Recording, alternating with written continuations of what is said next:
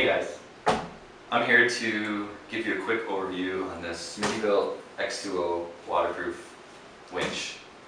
This particular one is a 10,000 pound comp series, which means it comes with the synthetic line over steel cable. This is going to be a quick unboxing. You guys take a look at it and decide whether this winch is good for you. I chose it because of a few factors. I had a budget. I didn't want to spend over $1,000 for a worn winch, which are good winches, and if you have that budget, I would recommend getting one of those. This winch ran me roughly $700 Canadian. It also came with a free winch cover, which is a great bonus, and there was no tax.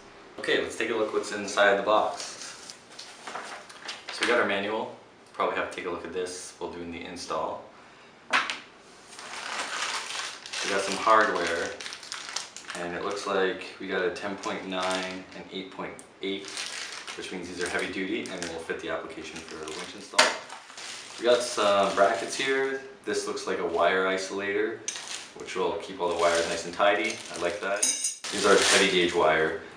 This will be used to connect the solenoid.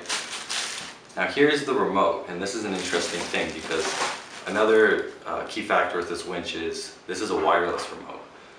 I don't expect it to work when you're submerged. This is a waterproof winch. The connection will get lost. So if you're gonna, pull your Jeep or rig out of a water situation, you're gonna need to run the cable. And this will plug into the solenoid. This end will plug in to the actual remote.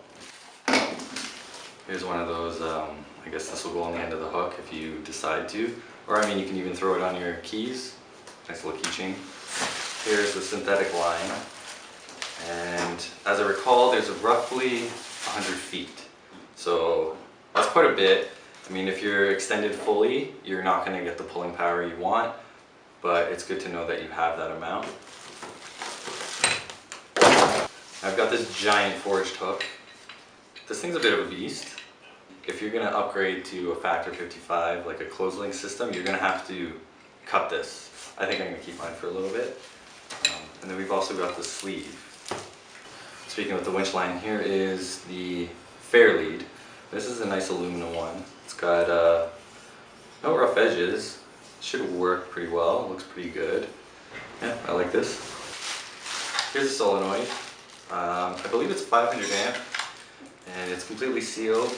We've got our winch cable connection here to run the remote, and then it looks like we have a wireless switch which we can turn on and off.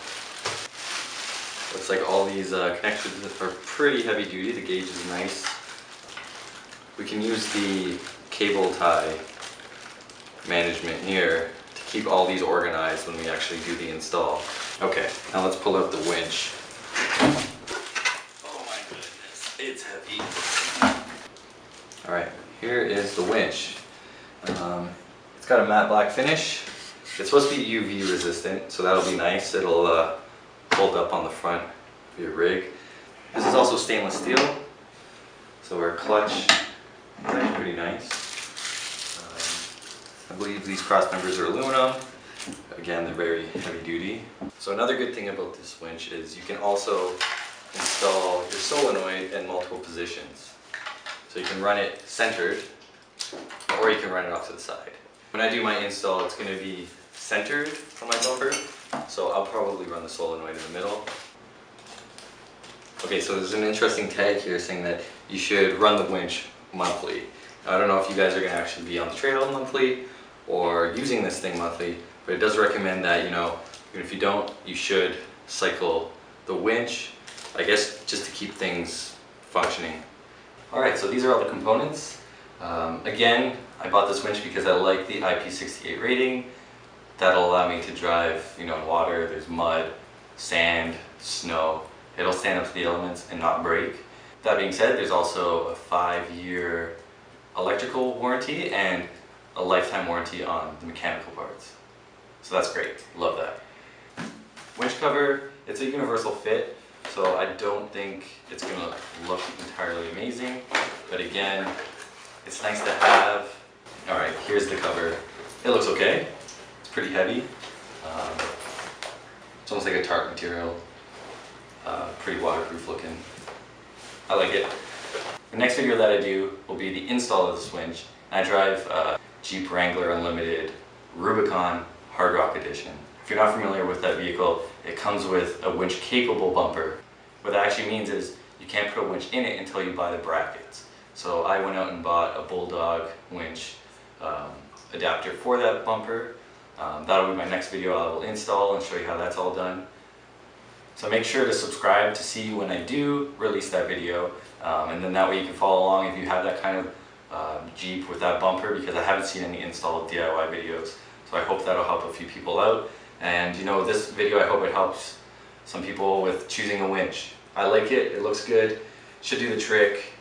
It's a nice piece of cheap insurance, because I'm sure if you had to go and call CAA or someone to pull you out of the bush, if they could even do that, it would cost more than this winch.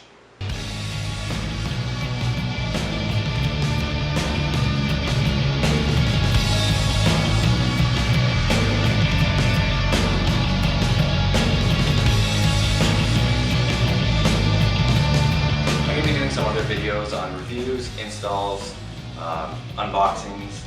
So make sure you like, subscribe, and comment below, and we'll see you next video.